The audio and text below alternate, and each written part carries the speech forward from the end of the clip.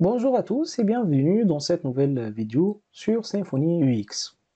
Aujourd'hui, on va parler d'un problème, je pense que vous avez déjà remarqué ça, c'est que lorsque vous commencez à travailler avec Symfony UX, avec Live Component, et maintenant vous avez besoin d'un composant que vous ne trouverez pas ici. Par exemple, Full Calendar ou bien Data Table. Donc qu'est-ce qu'il faut faire? Pour cela, Symfony vous donne la main pour créer votre propre UX Bundle. Donc ici, vous trouverez la documentation nécessaire pour créer ce composant, comme ils ont fait eux avec Chart.js. C'est similaire à ça, donc vous pouvez même prendre le code de Chart.js et inspirer du code existant sur GitHub. Et à la fin, vous allez trouver un composant comme Chart.js par exemple pour Calendar ou bien Datatable. Dans cette vidéo aujourd'hui, on ne va pas créer notre propre UX bundle, mais on va utiliser le résultat d'un développeur qui s'appelle Pentiminax et on va voir est-ce que ce résultat on peut l'utiliser ou non, et ça va être pour le Datatable. Et comme vous voyez ici, donc on a le composant UX Datatable, et il est quand même récent, et on peut l'utiliser avec PHP 8.2 ou or higher, Stimulus Bundle, Composer. Après pour l'installation, et on va suivre la documentation pour voir comment ça marche. Donc maintenant on va installer le composant avec Composer Require Pentiminax UX Datatable. Donc il va installer toutes les dépendances nécessaires pour faire fonctionner ce composant. Maintenant on a terminé l'installation, on peut voir ici dans controller.json, il a ajouté notre composant, et aussi dans vendor, donc il a ajouté tous les dépendances pour faire fonctionner notre data table. Je continue pour voir est-ce qu'on a besoin de lancer d'autres commandes pour l'installation. Donc on a lancé Composer, après if you are using Webpack encore, on va lancer ces deux commandes. Par contre nous maintenant on utilise Asset Mapper de Symfony, donc on n'a pas besoin de lancer une autre commande. Donc je retourne ici sur la configuration. Donc ici on a la configuration dans un fichier datatable.yaml. Donc s'il n'est pas créé, on va le créer manuellement. Et on va mettre les options, template paramètres et extension. Donc je vais retourner ici, donc config, package. Est-ce qu'il a créé un fichier? Non, du coup on va le créer manuellement, qui s'appelle datatables.yaml. Et après on va prendre cette configuration et on va le mettre ici. Après, ici, il y a une explication sur ces options. Donc, length menu, donc on va voir une liste déroulante qui contient 10, 25, 50 résultats par page. Page length est égale à 10. Donc, ce sont pour les personnes qui ont déjà travaillé sur Datatable, ils connaissent tout. Ici, template paramètre class table. Donc, cette classe, on utilise toujours avec Bootstrap pour afficher les Datatables. Donc ça, c'est pour la configuration. Après, extension, on n'a pas besoin maintenant. On a besoin de l'usage, comment on va l'utiliser. Donc, cette vidéo, on va découper sur deux parties. Une partie qu'on va utiliser dans un contrôleur et l'autre partie qu'on va l'utiliser avec Live Component. Donc, je commence maintenant par le cas d'utilisation avec un contrôleur. Donc on retourne ici, src controller, dans notre contrôleur qui contient plein de fonctions. Et je vais copier cette fonction et je vais l'appeler homecat. Et le nom homecat est ici index4. Qu'est-ce qu'on va faire? On va lire ce qu'il propose et on va copier-coller directement sans réfléchir. Donc il y a ici dans le paramètre de notre fonction, on va utiliser Datatable Builder, interface, et n'oubliez pas de l'importer. Après, on va créer la table qui contient 3 colonnes. N'oubliez pas d'importer tous les classes dont vous avez besoin. Et par exemple, colonne ici, on a besoin de Pentiminax. Après, c'est bon. Et on va retourner donc notre paramètre ici. Donc je pense que j'ai besoin seulement de cette ligne. Et n'oubliez pas de créer ton index 4 pour l'afficher. Donc je retourne dans Template, Home, et on va copier-coller index 4. Après, comment on va appeler notre data table? C'est en utilisant render data table. C'est comme chart.js, donc render chart. Et on va prendre ça et on va le mettre ici. Et je pense que c'est tout. Donc ici, si vous voulez ajouter plus de paramètres, donc par exemple pour les classes, vous pouvez le mettre ici. Donc render data table avec second paramètre add the table. Donc vous pouvez ajouter votre classe. Donc maintenant on va tester, on est sur Home 3 et maintenant sur Home 4. Et comme vous voyez, on a notre data table. Donc ici le tri fonctionne bien. Si je cherche Jean, la recherche fonctionne. Si je veux afficher plus que 50, donc je peux le faire. Et je peux cliquer. Donc on va changer quelques paramètres. Par exemple ici, si vous avez remarqué, ils sont tous en anglais. Et moi, je veux l'afficher en français. Donc je retourne sur Package Data Table. Et au lieu de anglais, on va mettre FR. J'actualise pour voir les modifications. Et comme vous voyez, afficher, entrée, recherche.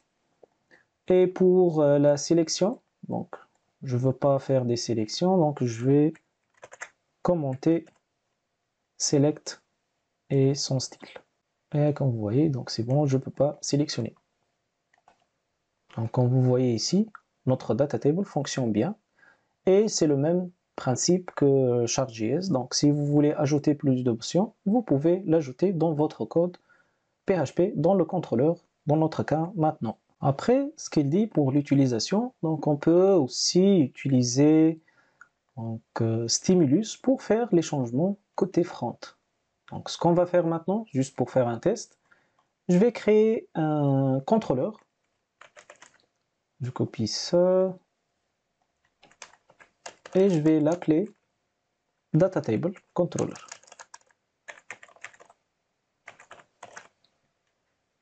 Ok. Et on va copier tout ce code. Après, je vais juste commenter ce code-là pour ne pas avoir des erreurs. Et pour appeler ce contrôleur de stimulus, donc on a besoin juste d'ajouter ça dans le paramètre dans render data table. Donc je retourne sur index 4 et je l'ajoute comme ça. Ok. Mais au lieu de my data table, donc pour nous ça va être data table. Qu'est-ce qu'il a fait? Donc il a deux événements, donc il a créé deux événements, donc préconnect et connect. Et pour le préconnect, il a créé une fonction. Et dans cette fonction, donc il pointe sur la colonne 0. Et au lieu d'afficher le résultat, donc il va mettre juste un href avec data et download. Donc le résultat maintenant, c'est la première colonne, on va trouver un lien download. Et comme vous voyez, donc il a changé. Donc si vous voulez faire des changements lors de l'affichage de data table, donc vous pouvez utiliser un contrôleur similaire avec Stimulus. Pour nous, on n'a pas besoin de ça maintenant, mais on va laisser quand même le contrôleur. Donc ici, je réactualise pour afficher les bons résultats. Donc ça, je pense, c'est pour l'utilisation dans un contrôleur. Et si vous voulez plus d'options, donc vous pouvez voir ici, vous pouvez changer les colonnes. Donc new colonne, le type, Donc il y a plusieurs exemples que vous pouvez l'utiliser. Pour nous, c'est juste de vérifier comment ça marche et quand même, on a réussi à afficher le data table avec un contrôleur.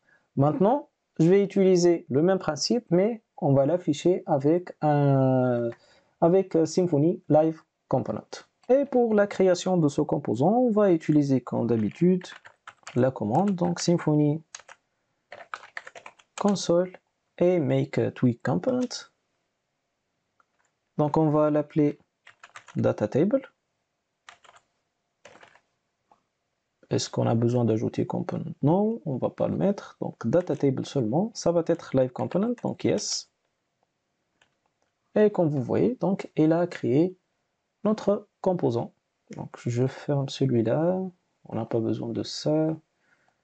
Control data table pour les paramètres, maintenant on n'a pas besoin. Et comme ça. Donc je retourne ici sur Twig et comme vous voyez, il a créé data table. Et dans notre composant, il a créé data table aussi. Maintenant, on va commencer à copier le code depuis le contrôleur pour le mettre dans notre composant. On a besoin tout d'abord d'un constructeur. Et on va mettre ici le paramètre DataTableBuilder Interface, car on ne va pas utiliser en tant que paramètre dans la fonction qu'on va utiliser pour afficher notre data table. Donc je vais prendre CTRL X comme ça, je vais le mettre ici, je vais ajouter private. N'oubliez pas toujours d'importer ce que vous avez besoin et ce que vous utilisez aussi. Je vais prendre ce code-là et on va créer une fonction, on va l'appeler public function get data table. Maintenant, on n'a pas besoin de paramètres et on va mettre tout ce code-là. Et n'oubliez pas, comme d'habitude, d'importer la classe de colonne. Et pour le builder ici, comme on utilise Data Table Builder Interface dans le constructeur, on va ajouter 10 pour l'appeler. Et à la fin, on va retourner return $table. On continue ici, on n'a pas besoin de paramètres dans notre tableau ici. Dans index, on ne va pas maintenant utiliser le render, donc on va utiliser notre component. Mais au lieu de stat, ça va être data table.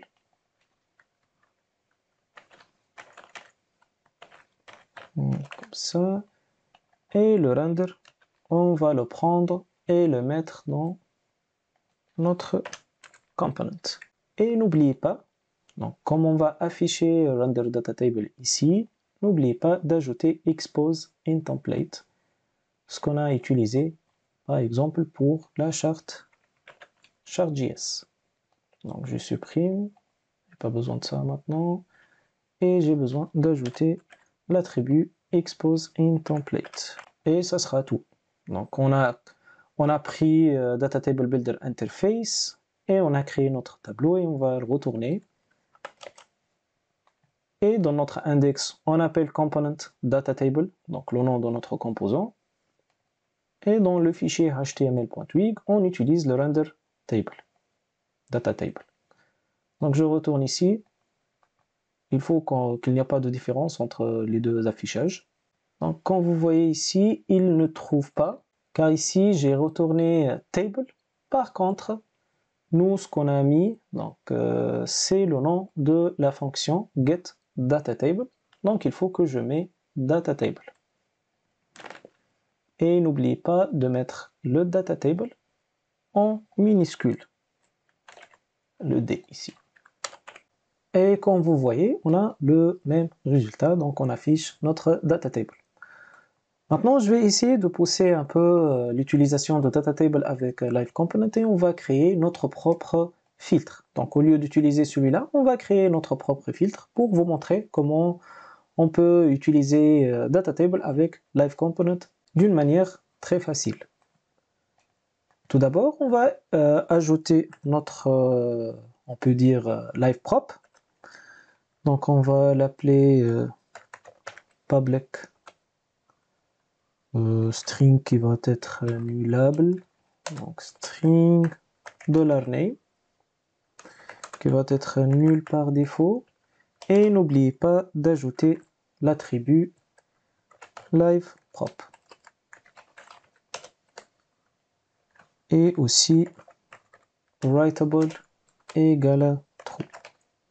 Donc le but ici, on va utiliser ce name pour faire un filtre sur first name. Donc ce qu'on a besoin, on a besoin de filtrer sur ce tableau. Du coup, on va changer un peu la structure de notre fonction ici. Au lieu de mettre le tableau ici, on a besoin d'une fonction pour faire le filtre pour nous. Donc je vais mettre data comme ça, qui va être un tableau. Et pour chaque tableau, on a le first name et le last name. Donc je vais prendre ces deux-là, je vais le copier, je vais le mettre ici. Et je vais ajouter, par exemple, Saif et Naimi.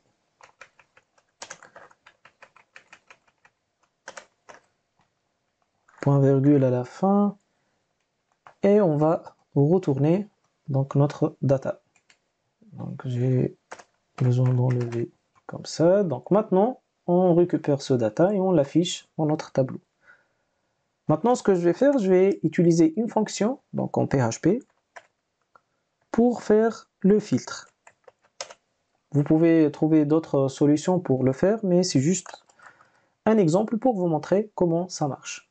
Donc ce qu'on va faire, donc $this name qui va être différent de nul,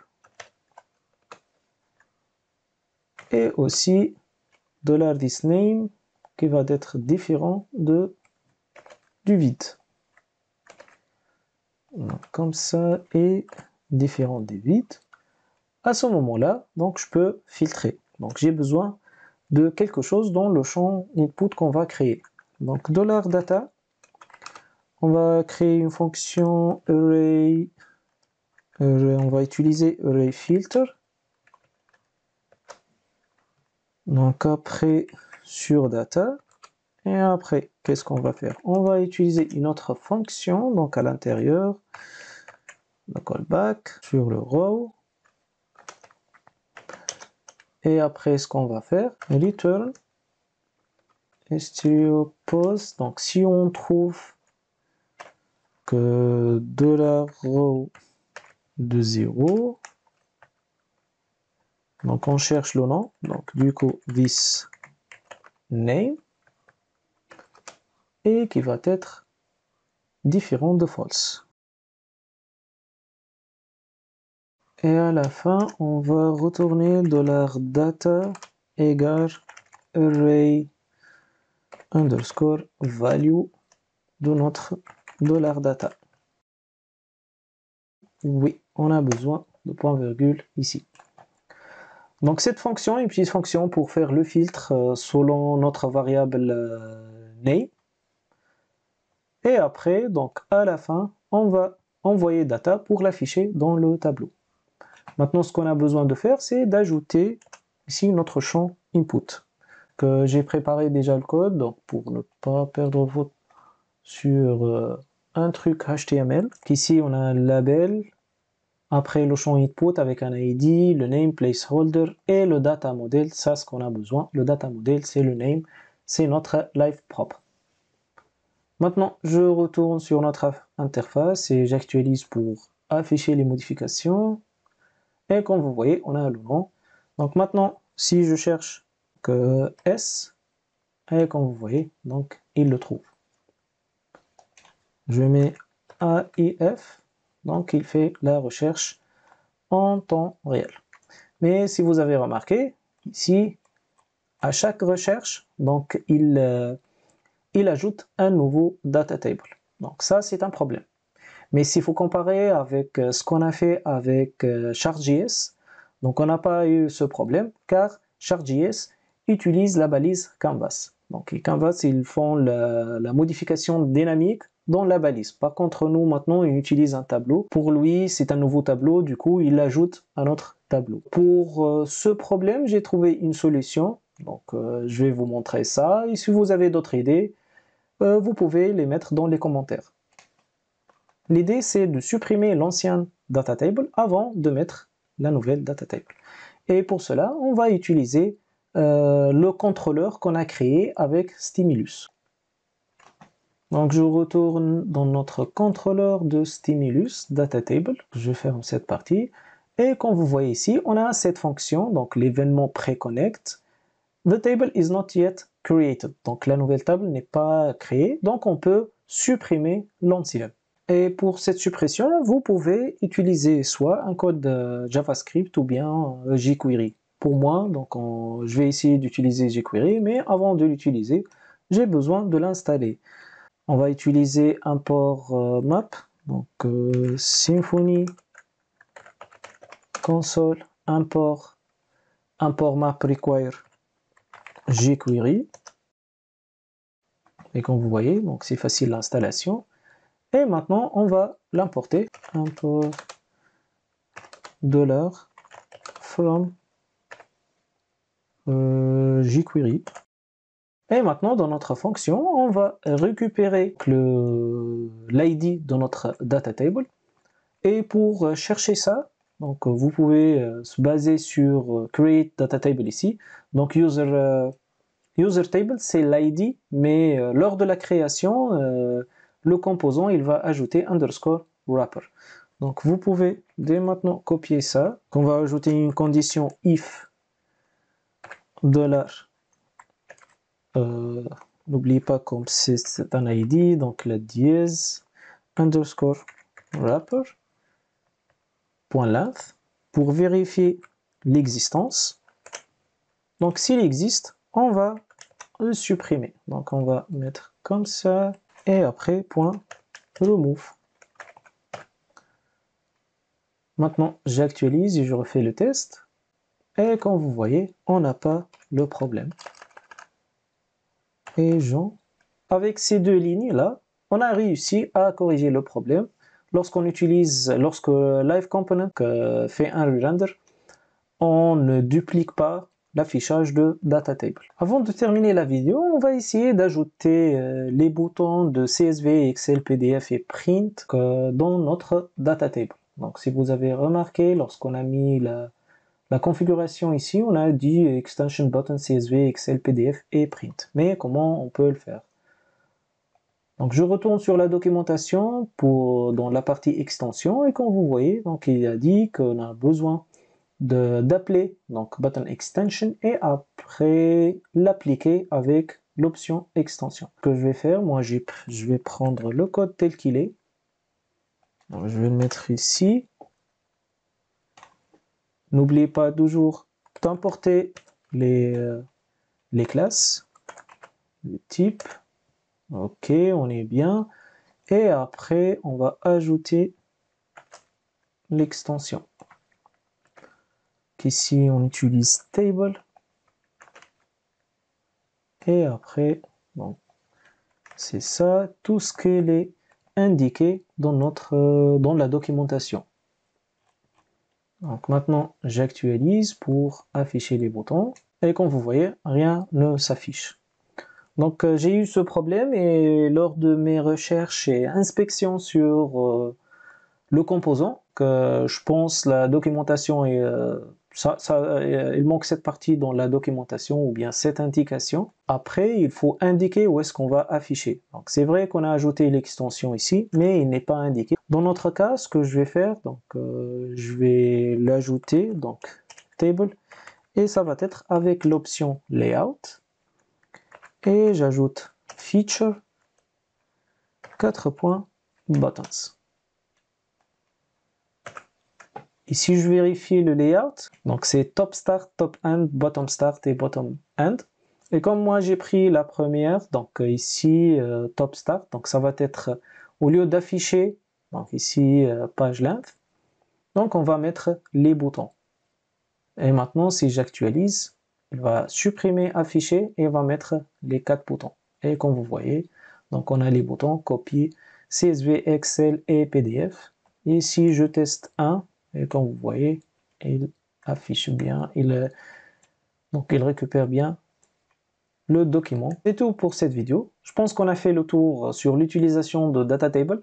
Et comme vous voyez, donc vous pouvez soit vous créer vous-même le composant UX, ou bien vous pouvez chercher et tester si le composant vous convient. Et comme vous voyez, comme on a fait avec ce data table, il est un bon exemple et vous pouvez l'utiliser dès maintenant, car jusqu'à maintenant, c'est juste ce problème des boutons, mais pour les autres, moi je l'ai testé plus profond sur d'autres projets et ça marche bien et j'ai pas eu de problème. Donc n'oubliez pas, si vous avez des remarques, de mettre dans les commentaires et n'oubliez pas de vous abonner sur la chaîne pour m'encourager à faire plus de vidéos. Et si vous avez besoin de quelque chose, vous pouvez écrire vos questions dans les commentaires. À bientôt!